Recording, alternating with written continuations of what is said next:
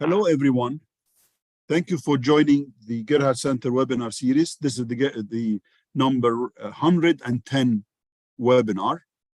This is the first of the year, first of the spring, and it is really a pleasure to have with us Darren Walker, President of the Ford Foundation.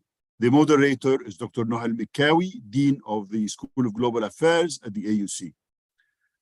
This is a very interesting topic. I mean, most people do not connect that foundations such as the Ford Foundation play a critical role in financing for structural changes in the ecosystem for creative finance for social impact.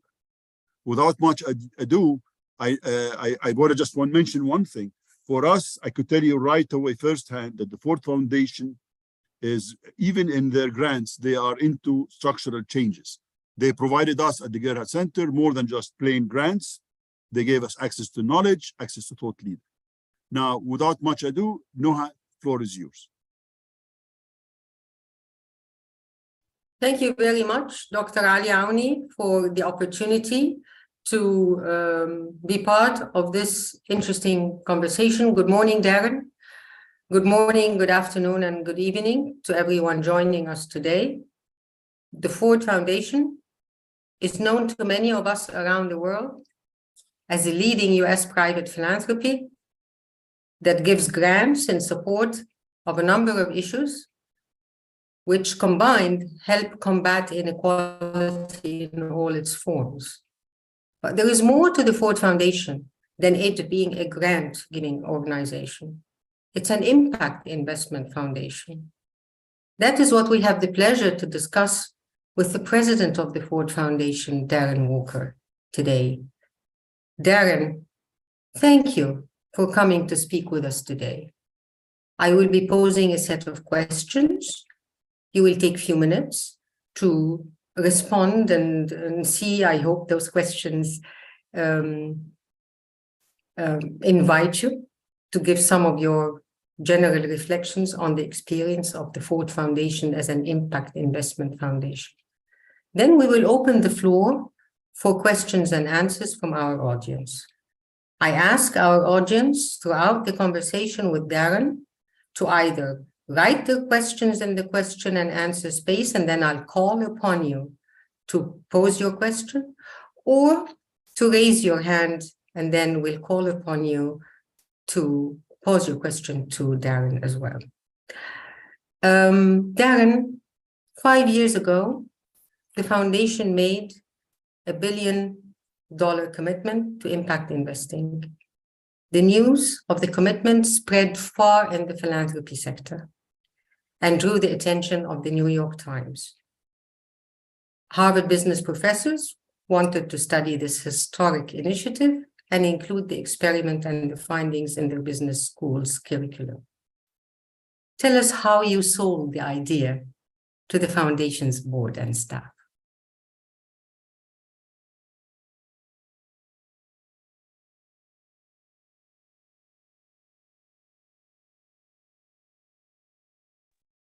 Noha, let me say what a wonderful opportunity for a reunion with you.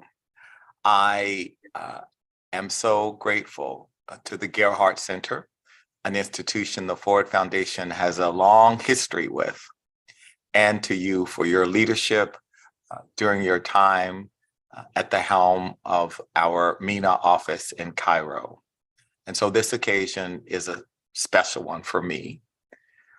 The question that you pose about our $1 billion commitment to impact investing really requires a zoom out, if you will, and a consideration of how foundations like the Ford Foundation and others who exist in perpetuity with endowed funds over generations deploy the capital that is a part of the corpus of our investment portfolio and our larger business construct. And so the way in which most philanthropies like Ford or Rockefeller, where I was before, operate is with a focus on our grant making. with a focus on what we call the 5%, because under US IRS regulations, endowed foundations are required by law to give away 5% minimum per annum on the value of their endowment. And so the conversation and the focus is on that 5% that equates to the grant making. I believe, and what I laid out for the trustees 10 years ago when I became president, was that we needed to bring a greater focus on the other 95%, how we are actually using and mobilizing that capital for good. Traditionally, foundations have taken the position, in the US certainly, foundations have taken the position that the objective of the investments of the foundation are to maximize returns. And in turn, there will be more funding for grants. But there is a contradiction in that. First, because the funds themselves may be invested in the kinds of activities that can actually be counterproductive to the foundation's very own mission. I have certainly seen that with foundations who are investing in public health, but who are also investing in polluters harming the very waterways and environment where they are working on those populations. Certainly, I've seen a circumstance where an American foundation working on ending private prison industry in the United States through its grant-making programs was itself investing in private prison operations. And so these contradictions that are a function of the complexity of these institutions. On the one hand, we want to make a return on capital, but we also want a social return through our grant making. And so my idea, which was not a new idea, it has been around for some time. What was different is to be able to use the scale of an $18 billion foundation to make a commitment that could be large enough to attract the attention of philanthropy in the media and, as you say, business schools, et cetera. And so let me just say quickly, the trustees enthusiastically embraced this plan because it was part of a larger vision. It was not a one-off. It was not a one-time initiative. It was proposed in the context of a larger transformation of the Ford Foundation that included not only the transformation of our grant making and our work to bring a singular focus globally on inequality in all its forms, but also how we used our financial assets beyond the grant making dollars for both a financial return and a social return. Fantastic. A very powerful start for the conversation, Darren. Thank you for that.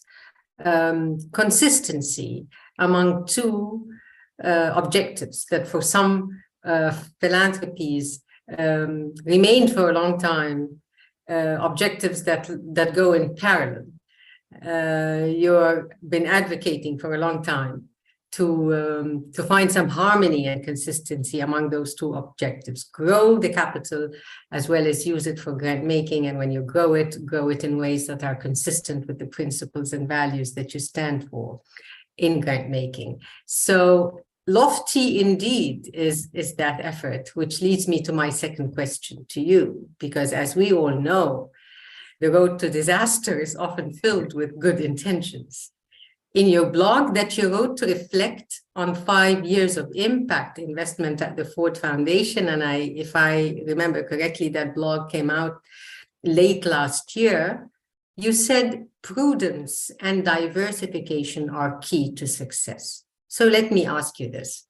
What are the areas you decided to focus on when you decided to go out with that $1 billion commitment for impact investment?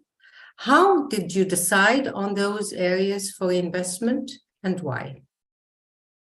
Well, we looked at our grant-making objectives and our program imperatives and sought alignment. And the Ford Foundation has long had in the US a focus on affordable housing. And we have also worked on the issue of quality jobs. And finally, financial services for the poor. And so these are the areas in the US: affordable housing, quality jobs globally, financial services for the poor. And we did this because there is alignment with our program priorities, and there are also significant opportunities to invest capital, for example, in affordable housing, because in the United States, for example, there's a robust subsidy system for affordable housing. There's not enough of it. We need to build more of it. There needs to be an acceleration of the construction and rehabilitation. And so we are investing in affordable housing for working poor, low income, moderate income people, because we know from the research the power that comes with quality shelter, a safe, sanitary housing is foundational. It is a mechanism of resilience for vulnerable families. And so to the extent that we can construct more affordable housing means that children will have an opportunity for better health outcomes, for better educational outcomes. And so we can correlate affordable housing and decent shelter with these other social objectives. In the case of quality jobs, it is similar. We know that a job that pays a decent wage, that has with it the kind of benefits that make it possible for people to work full-time and not be poor, which is the objective of our program. We do not believe, we believe that it is immoral to have human beings working 40, 50, 60 hours a week and remain in poverty because their wages are so low, or the quality of work that they're engaged in is so demeaning and so degrading that it dehumanizes their very humanity. And so we want quality jobs to also be an important part of our investment portfolio. And finally, financial services, especially financial services for low income and poor communities. We know that low income people are not a part of any formal banking system. They are in the informal, and whether it be their smartphones or tablets, they are using technology in new ways to access capital, to transfer and transmit their resources, their own household capital. They're saving in different ways. Entrepreneurs and small businesses and the informal economy are using apps and all sorts of new technology. And so we want to invest in that. We want to invest in it because we believe it will make the lives of poor people, of low-income people, less stressful and provide them with financial resilience. And in the process, again, we are able to achieve both a financial return and a social return. So these are the three areas. They're each incredibly important. And for us at the foundation, we are looking forward and are in the process now of monitoring just how much progress we're making. And the good news is there is material impact that we are already seeing from some of these investments that's quite encouraging. Thank you, Darren. Let me ask you two quick follow-up questions to be inspired by your answer. One is, are these areas that you have just mentioned to us, areas that you look at for investment opportunities, both in the United States and elsewhere in the world, where you have 10 offices in the Global South? So this is one question. And the other one is, yes, you've said right now that you can already, midway through the 10-year time span of this commitment, see some social impact. What about your return on the investment? Are you also seeing good results? Over to you. So the geographies correlate as follows. Our work on financial services for low-income people is primarily in the Global South. Our work on affordable housing is primarily the US, and most of the investments in quality jobs is in the US, but we are making investments globally, especially looking at the informal economy. And in terms of returns, we are very encouraged. We have thus far marked double-digit returns in our housing portfolio, which is very impressive. And so this leads us to be encouraged if in a volatile market, we can sustain that kind of return when the broader capital markets is negative. Then it will prove our hypothesis that these kinds of investments are durable regardless of market conditions.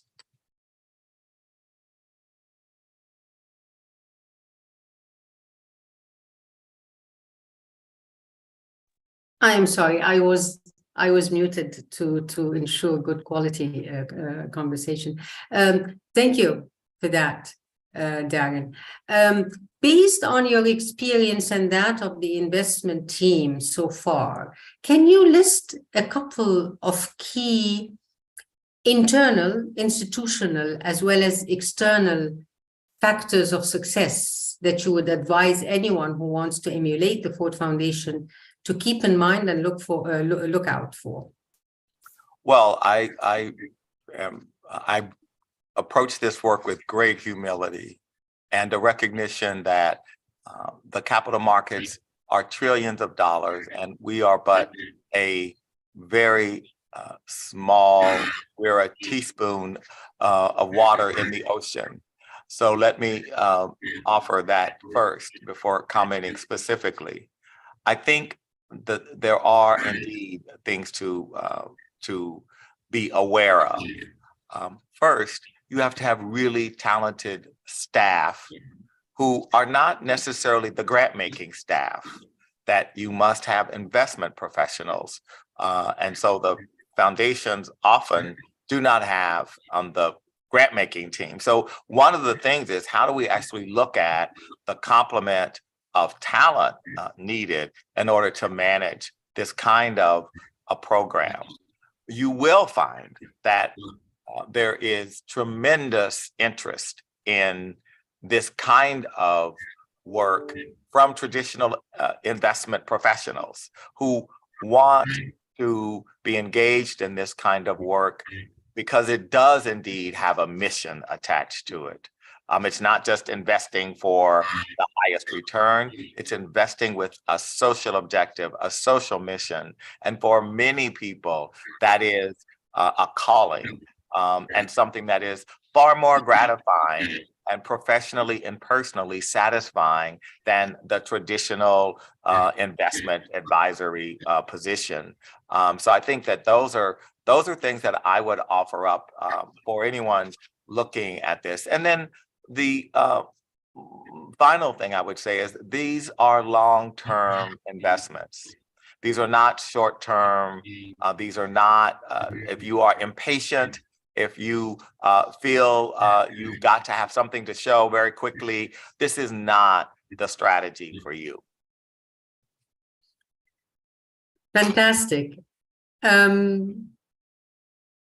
Now comes the question that I think would be on some people's mind, namely, the world has changed since 2017, and so have global financial markets since then. High inflation, higher interest rates, slower economic growth. You recognize that many of those changes may adversely affect the future success of the Foundation's mission investments, but you're prepared to deal with the turn in the tide. Tell us, if you possibly can, how would you and your team be prepared with those completely different macro context factors that were not there in 2017, as I was just saying? In other words, my question, Darren, is, given the world as we know it today and not in 2017, how applicable is the experience of the Ford Foundation and daring initiative that the Ford Foundation took back then? Well, there's no doubt, as I'll extend what I was saying a moment ago, there's no doubt that the context has changed. And as a matter of investment strategy, diversification, and resilience building of your portfolio, you have to have complementary strategies that are durable and build a sustainable portfolio of capital over time. So again, this is not for the short-term investor. And what you also find is that opportunities to provide services, to invest in the ideas of low-income, poor people themselves are often durable financial returns, irrespective of market conditions. And I think we are demonstrating that, and many others are demonstrating it when you look at some of the technologies that are serving low-income people. They are, for the most part, holding their own in a tough market. And so I am a believer, and the data, I think, confirms that investments in the areas we've chosen, in the communities that we've chosen, are very solid, prudent financial investments. And so I reject the idea, and I think the data would as well, that by investing in lower income communities or the ideas and the businesses of these communities, you are putting more capital at risk than you are if you were investing it in the stock market or in private equity or hedge funds. I think we're seeing a lot of volatility in those sectors and those asset classes, far more than we are in the three areas we've chosen. This is very, very well said, Darren. I have one more question to you before we open up the conversation to include our participants, and I am already monitoring questions in the chat room. I will shortly ask you to unmute yourselves when I mention your name, and you can go ahead and pause your question. I have, as I said, one more question for Darren. Those of you who think when they wrote the question, they've already gotten an answer to it since they've written it in the chat room, feel free to modify the question when I call upon you if you think your question has been answered. But Darren, let me end my own set of curious questions with you, with the future. I've known you, I've worked with you for 10 years. One of the things that amaze me always about you is how much, as much as you deal with crises on a daily basis, you never let them pull you down, and your eye is always on the future. So tell us about your plans for the future of the Ford Foundation's impact investment, and kindly, if you have a minute, also to comment on what I think is one of the most fascinating areas you're working on, which is using the impact investment to diversify fund managers. I think this is such a brilliant move on the Ford Foundation's part. Explain it to us a little bit more. We, outside of the US context, tell us why you thought it was important, if you see any impact of investing in diversifying the pool of fund managers. And then tell us about the future plans for improving the Ford Foundation's measurement tool for impact, as well as building up a strategy for knowledge, documentation, and dissemination of your experience. A very complex question, but I'm sure we'll get very inspiring responses. Over to you. Well, thank you. Thank you very much, Noha. Let me just say about the future. I am bullish on the future. It is in part because at the Ford Foundation, we are in the business of hope. And so I start with that supposition and a resolute belief in the future, in part because of the entrepreneurship, the commitment to justice, the ways in which people, and especially younger people, are rising to the challenge of our times.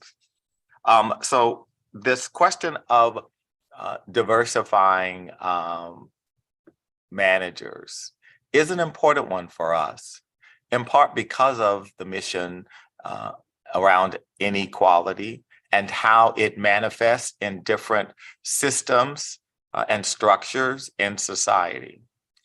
In the economic system in the United States, the creation of many of the most successful investment firms excluded women and especially African Americans, people of color.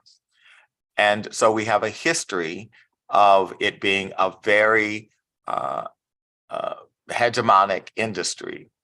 And as we have looked at inequality and the lack of capital, it is a real barrier for women and for people of color, meaning Blacks, Latinos, Asians, some Asians, although in other areas, there's significant representation of some Asian communities in the US. And so we, as a part of our $1 billion commitment, have prioritized funds that are managed by women and people of color. And that has generated tens of millions of dollars of investments, well into the hundreds of millions of dollars of investments in these funds. And by adding the imprimatur of the Ford Foundation, it also enhances their credibility as they seek new clients and to build their portfolio of clients over a period of time. So we've been very, very pleased with that that dimension of our MRI strategy. And this issue of measurement is critical. And we are working to, with a new entity we've created, to design a set of metrics that are universally able to be used, particularly in the private equity community, that part of the economy where actually there are more jobs and more capital than in the Fortune 500. And is often overlooked and not understood by the public, who really just thinks of the public markets and the large corporations that are publicly owned with the SEC regulating them as the center of the American economy. That may have been true 30 or 40 years ago, but today private equity, new startups that remain private before they go public are the largest part of the economy. And so it's important that we create metrics, ESG metrics, to understand and hold these companies accountable for delivering on those metrics for success and progress and impact. So we're very excited about those investments. Thank you. I will now open the conversation for lots of questions that are coming into us, and we do have time. So keep your questions coming in the chat room, and we'll take them one at a time, as much as we can in the remaining time for us. The first question that came in was from the Executive Director of Drossos Foundation, Wissam El-Bey. So Wissam, please go ahead, unmute yourself and ask your question.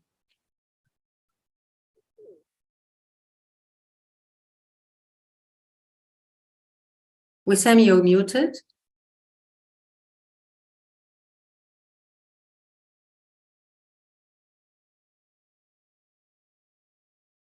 Okay.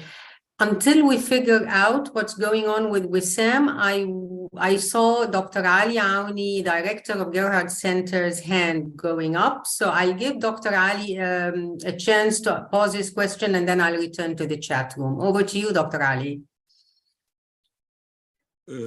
Thank you, Darren. Thank you, Dr. Noha. I have different, my question is, my observation with what we do in civic society, in NGOs, etc., we tend to focus on interventions that locally does good, positive change, but it does not really change the ecosystem. The ecosystem is still the same. I can give you many examples. Entrepreneurships, training for work. It's like you're breeding fish and then you throw it in a lake, and the lake is very polluted and the fish dies. I mean, we could elongate this for a few months, a few years, but eventually it doesn't happen. So I could give you many, many more examples. Some of them are even more abrasive. I mean, when you look, for example, in police brutality in the US against Blacks, I mean, the latest one for me was really shocking because the chief police is a Black female. The officers are Blacks. So this tells me it's not about people. It's not about changing people. I mean, it's really about something is wrong with the system. The system is corrupting. The system is non-conducive. So that puts a little bit more of an effort to sort of, how do you change the system? It has to be a longer time. And by the way, I put culture and mindset with the system.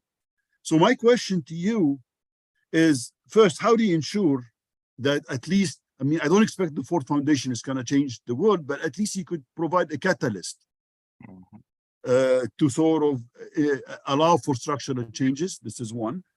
The other thing, does it make sense? I mean, I like that individuals, you do different things because that gives you diversity. But in some cases, it makes sense to combine effort with other big philanthropy to really do deep change. So those are my two questions for you. Thank you, sir. Thank you, Dr. Ali. And both questions are quite powerful and complex because, one, I'm in total agreement with you that it is the systems and structures that have been designed often purposely to achieve the bad outcomes we have. So, as you say, in the US, this is not, while some would say this is about race or racial prejudice, that may be true in some specific instances, but the larger point is whether it be our justice system more broadly, our education system, our healthcare system, in your region, we could talk about the systems of justice, the systems of government, et cetera. These are designed. These are systems that were built.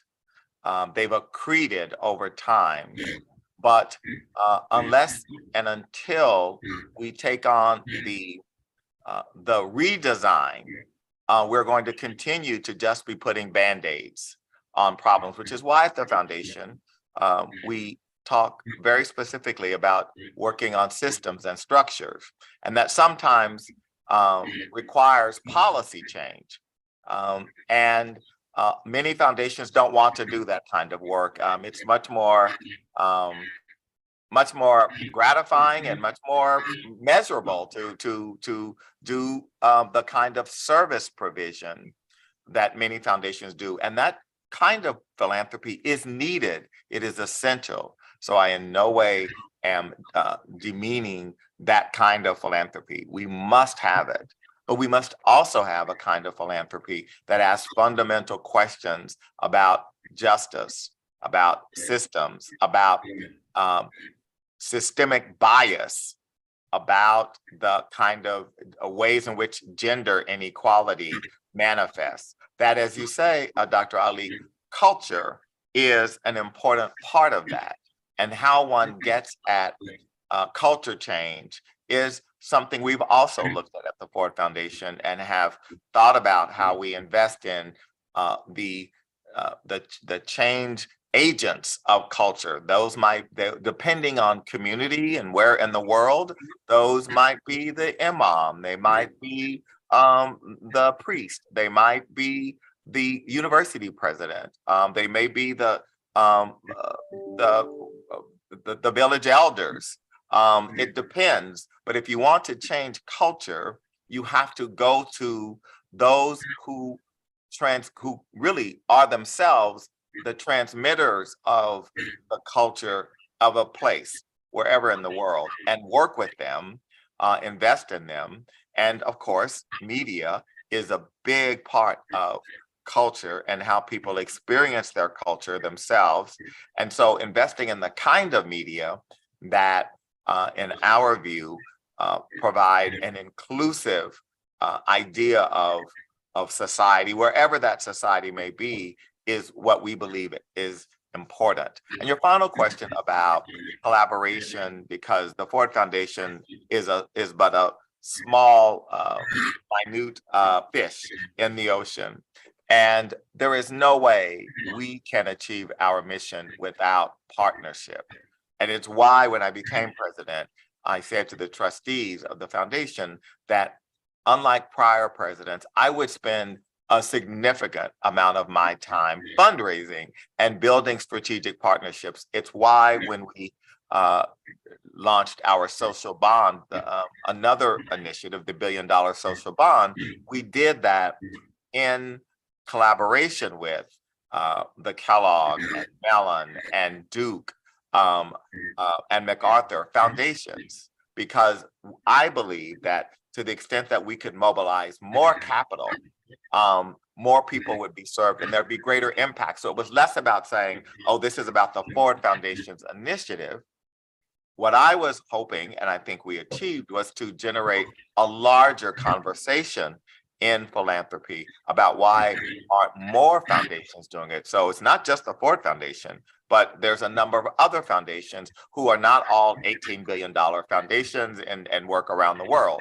And so I'm very pleased that partnership and the collaboration and demonstrating the collaborative spirit resonated with so many people. This is fantastic. I'm provoked to ask a couple of questions, but we have some questions in the chat room and I will give people the chance. And just following up from what you said, Darren, we have Michelle Morrocate with us from Al-Fanar. Michelle is an impact fund advisor for Al-Fanar, which is the first venture philanthropy organization to have launched in the Arab region 18 years ago. Michelle, go ahead and ask your question, please. Thank you, Noha, and thank you, Darren, for taking the time to speak to us. My question is specifically about the MENA region, actually, and about how to encourage foundations to consider impact investing. So as mentioned by Noha, we've been in this space for 18 years, and we've supported social enterprises become investment ready. And what we found is that there are millions and billions of dollars going to humanitarian aid and to very short-term type of support that creates a lot of dependency and that isn't scalable. So we need to encourage as much as possible investment in social entrepreneurship and impact investing. And globally, when you look at the size of the impact investment market, it's a $1.1 trillion market, but less than 1% is coming to the MENA region. And we have to change things because the MENA region is the only region in the world where poverty rates have been increasing year on year since 2014. So what we are currently doing is not working, and we have to encourage foundations to invest in impact funds.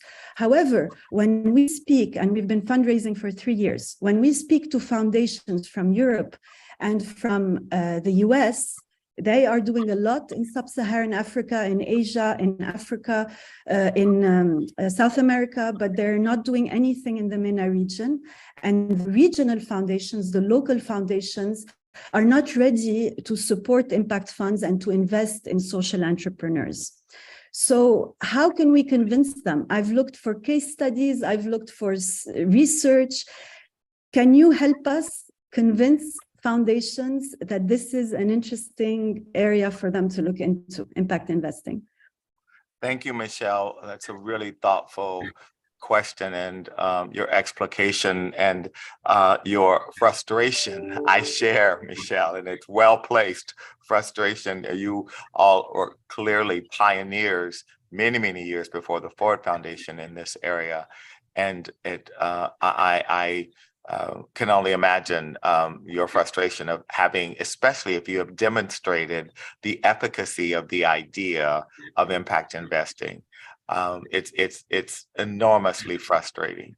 I think the ways in which you are right, you do have to have data, you do have to have that evidence, the hard numbers to show the double bottom line returns. But then you do need to find one or two champions in Europe, in the US, wherever, who can help make that case for you, and who will be part of the validation that is necessary in order to achieve the kind of scale that the region requires, and that you have really demonstrated is worthy. And so I just think finding those champions. I also think having within the development apparatus, because it too has been unwilling, as you said. I mean, a lot of the focus is on development, aid, and humanitarian, which is needed and necessary. So in no way are you or I saying we don't need that humanitarian support. This is a both and proposition, and so the and is we need to put some capital into entrepreneurs. And so, for example, I know that the investment fund of the United States State Department is now looking more favorably towards funds, not individual investments, but towards funds that are aggregating opportunities to bring together smaller entrepreneurs. And so I do think that there is some momentum, but you're right. I mean, Michelle, it's a slow slog because there are some inherent biases that are at play. And again, when we go back to the structures, there are real biases that are problematic. Thank you. Thank you very much, Darren. Lauren, I see your hands up, so I'm coming to you in a second. But before Lauren comes in, I'd like to give Mitchell Spearman a chance to ask the question, which resonates with some other questions that I'm also reading in the chat room. Mitchell Spearman, are you with us?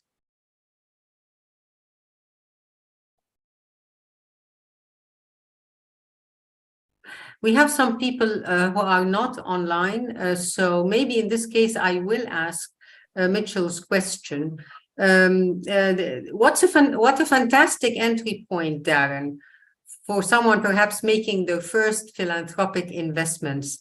What steps do you recommend, and what should be prime in the minds of a budding investing philanthropist? This is Mitchell's question. And let me combine this, Darren, with another question that came in from our Laila El-Mushnib, which is, are you talking about the ESG framework, or is there more to it than the ESG framework when you define your social impact? Over to you, Darren. So Mitchell asked a great question of, how does a budding investor do the diligence here? I think finding partners and other foundations or investors who have some experience or expertise in doing this, so that you can learn best practice, you can learn so that you don't make the mistakes that others have made in your position. But I think so much of this is just about doing your homework, Mitchell. I think the question about ESG, this is not ESG. ESG is a framework for private sector companies to adhere to standards around the environment, the social and governance issues. It is something that is has emerged from the EU and the US Securities and Exchange Commission as a mechanism of regulating public companies. What we are talking about, foundations have no requirement of ESG, but we have missions that are in many ways far more ambitious than just ESG. Our missions around reducing inequality, reducing injustice, reducing gender discrimination are not ESG. These are profound to our mission.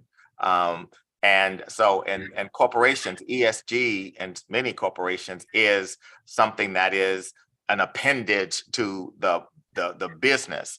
At the Ford Foundation, we're in the business of creating a more just world. So it is foundational to our very DNA to think about how we use our capital for double bottom line returns. And I think imbuing in the values of the organization, throughout the organization, these ideas of certainly in our case, reducing inequality, reducing injustice, requires an interrogation of every dimension of the organization and our very existence. And so that is why we went to the endowment, because we know that it is through investing in markets that both good and bad is achieved. And unfortunately, over history, there's been too much bad. Thank you. We have Doug Miller with us from IVPC. Doug, are you still with us online, and would you like to ask the question to Darren?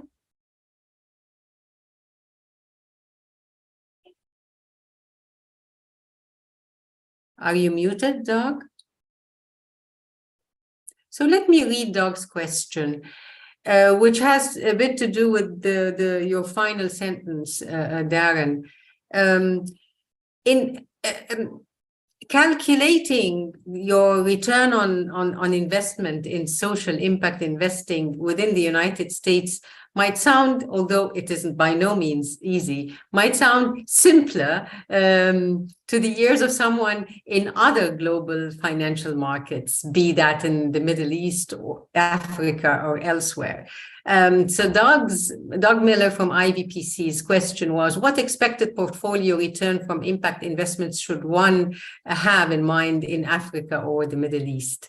I would open the question and say, or Asia for that matter, since I know the Ford Foundation has offices there and may be doing some investment there. Over to you. No, that's a terrific question, Doug. And much of this is local context and the choice of what to invest in. There are investment opportunities that are of tremendous richness on the financial side, well into the double digits annually in Africa, in South Asia, and certainly and in MENA as well. Some of those investments border on usurious standards, if you will. And those are not the kinds of things. I'm speaking of really high interest rate loans that are often given to people in slums, in low income settings. I'm not speaking of those kinds of investments. I think there are, whether it be in energy, electrification, the informal economy around entrepreneurship and small business. There are many opportunities. And so one should expect a double digit, not high double digit, but what is certainly a respectable. No one should be getting into mission investments to make a killing. There are other asset classes if what you want to do is that kind of financial objective. This is for the investor who truly wants to achieve both.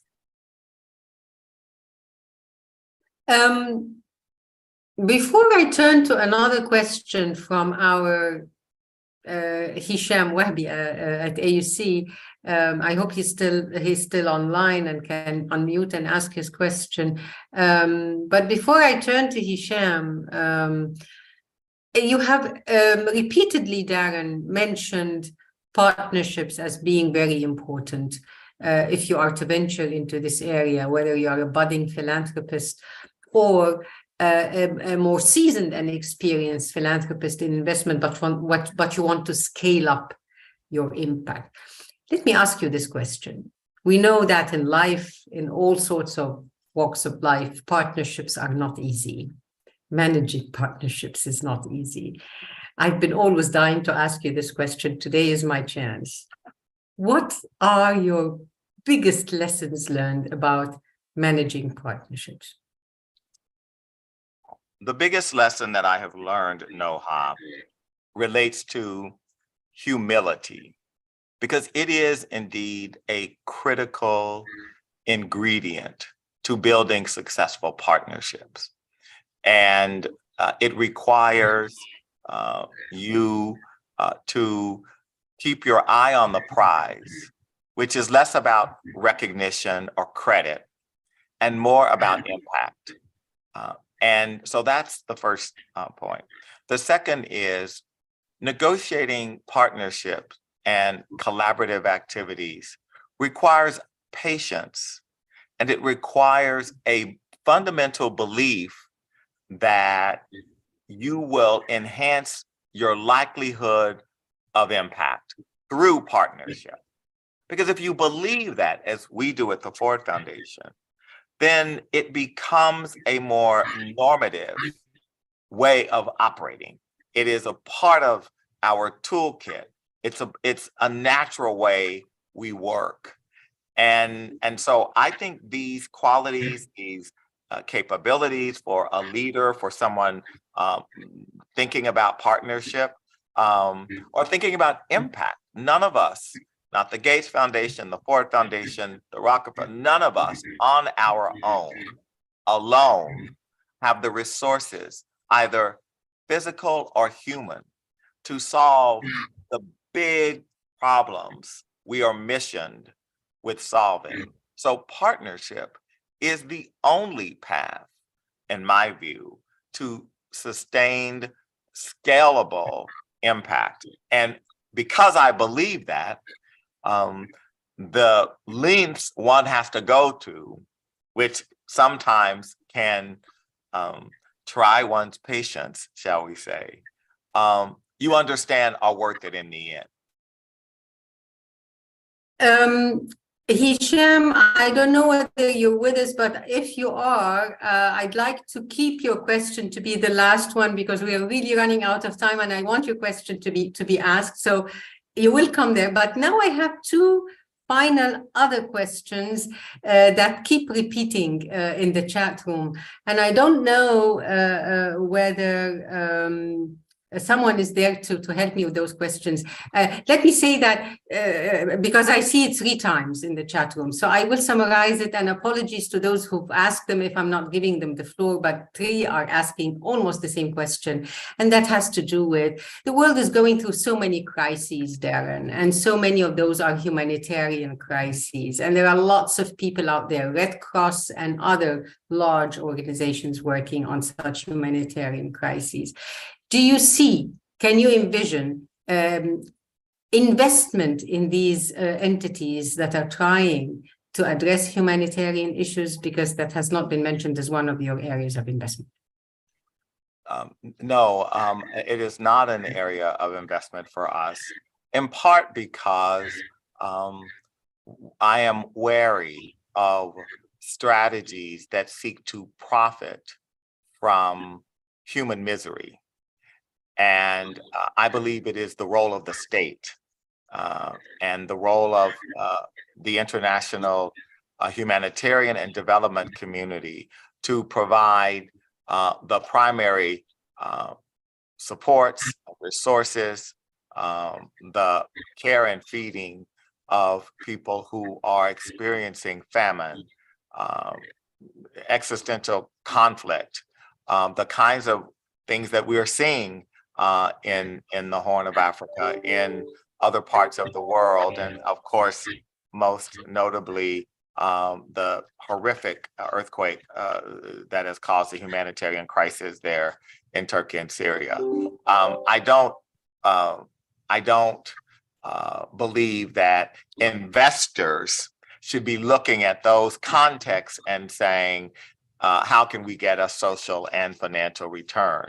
I believe that we should be giving grants and supports to these international organizations, but not looking for investment opportunities.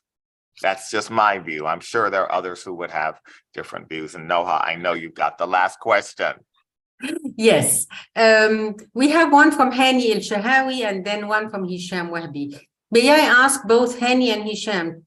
Hani first, pose his question very, very briefly, followed by Hisham very, very briefly, and then we'll give Darren a chance to answer both in one go. Hani, are you with us? Please unmute. Yes. Okay. Thank you very much. My question is primarily, how do you address the monopolies which, have impacted our lives? Do you, for example, prioritize investment in local businesses, unions, worker empowerment and things like that? So that's Yes. essentially my question. And Hani, thank you very much, Hani. Hisham, the last question you posed. You're muted, Hisham. Thank you. Thank you for an interesting talk.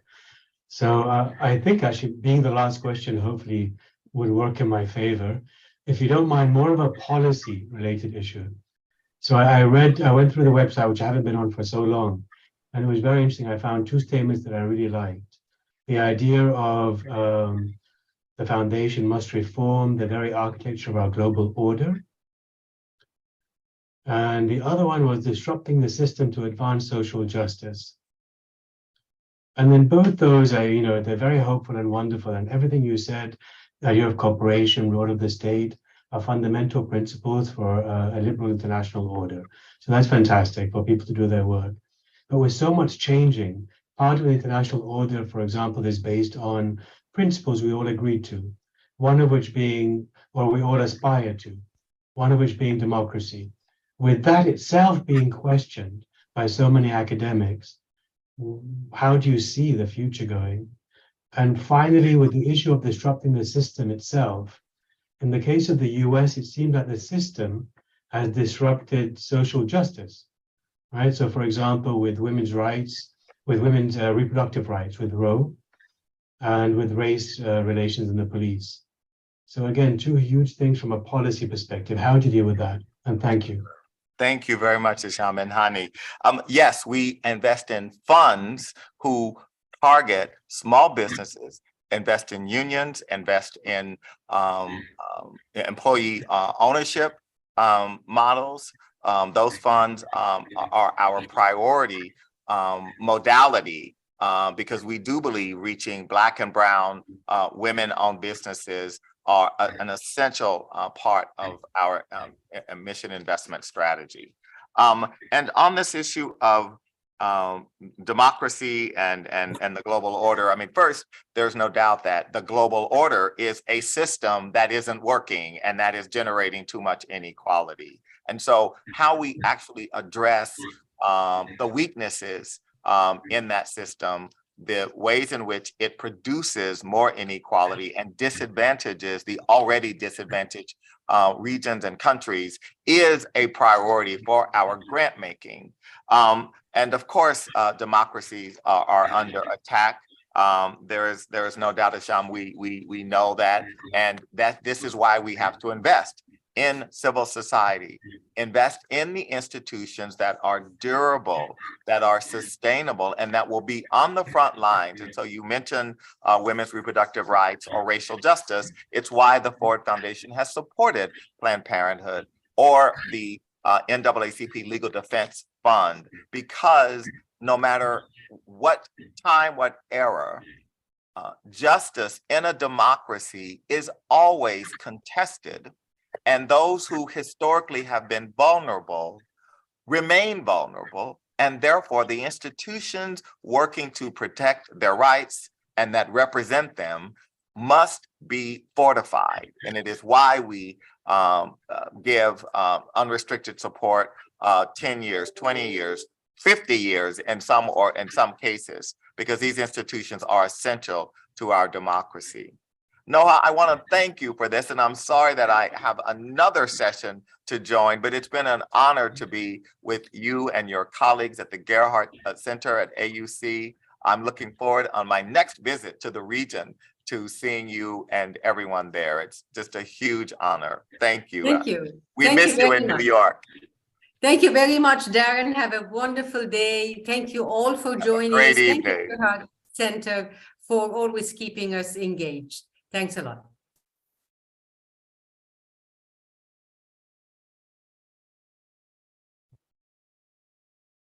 Thank you, Dr. Noha, and of course for Darren. I just want to acknowledge the role of Saba Al-Mubaslat in actually facilitating with the office of Darren for this webinar. And again, I look forward to having all of you next week on Wednesday with another webinar. This time we're going to talk about hospitality as an attribute and its relation with immigration. And the speaker is Noor Halabi, who is an actual Syrian who is living in the UK. Thank you again, Noor. Thank you, everybody. Thank you. Bye-bye.